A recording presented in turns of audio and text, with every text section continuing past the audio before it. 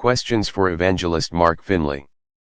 There is an Adventist Prolife leader who has a couple of probing questions for our Evangelist Mark Finley.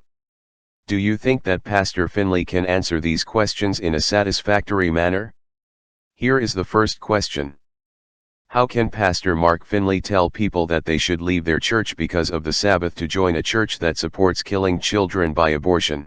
How can Pastor Mark Finley tell people that they should leave their church because of the Sabbath to join a church that supports killing children by abortion? Is the worship of God on the correct day of the week more sacred than the right to life of the unborn children? Is killing the innocent less offensive to God than the violation of the Sabbath commandment?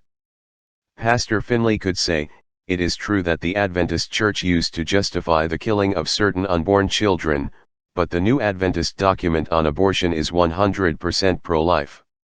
Would you accept his answer?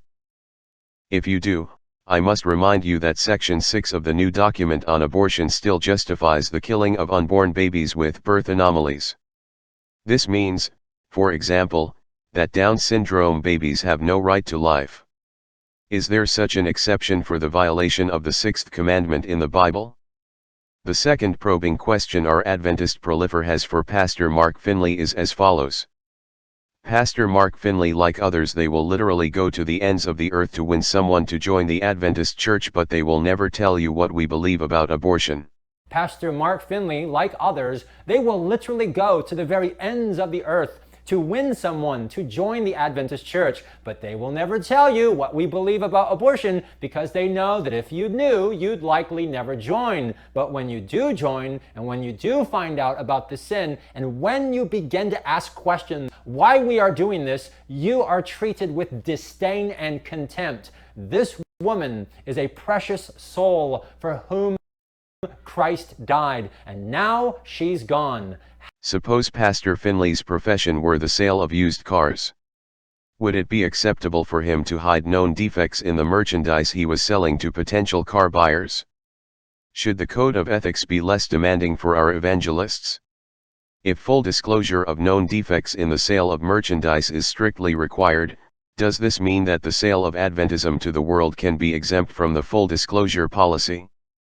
I was in the real estate business for nearly 4 decades, and the first rule I learned when I applied for the realtor's license was the full disclosure of known defects in the homes I was showing to potential buyers. On one occasion I was showing a home to a client from New York where properties were more expensive. The buyer did like the home and was willing to pay the asking price. I did a market analysis and found out that the home was overpriced by a 25%. I shared this information with my potential buyer. I lost the sale and thousands of dollars as a result of my honesty. Is it acceptable to be less honest in the Lord's business of saving souls for God's kingdom? Is deception justified when dealing with God's business? You be the judge. I want to include a comment made by this Adventist Prolife regarding the unfortunate outcome of the Adventist practice of hiding our Adventist involvement with the abortion industry. Our Adventist Prolife related the case of a woman who converted to the Adventist faith and then discovered the sad story of our involvement in the killing of unborn children. Her disappointment was so strong that she left the church immediately. Here is how our Prolife friend lamented this loss. This woman is a precious soul for whom Christ died, and now she's gone. The pastor of an Adventist church was preparing a group of baptismal candidates when he overheard some comments between some of his members regarding the Adventist involvement with the abortion business. You better stop this negative comments about our church.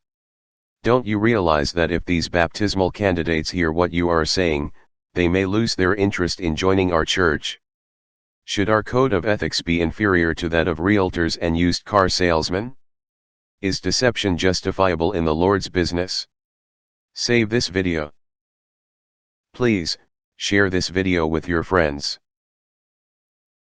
And watch the videos listed below. And post your comments below.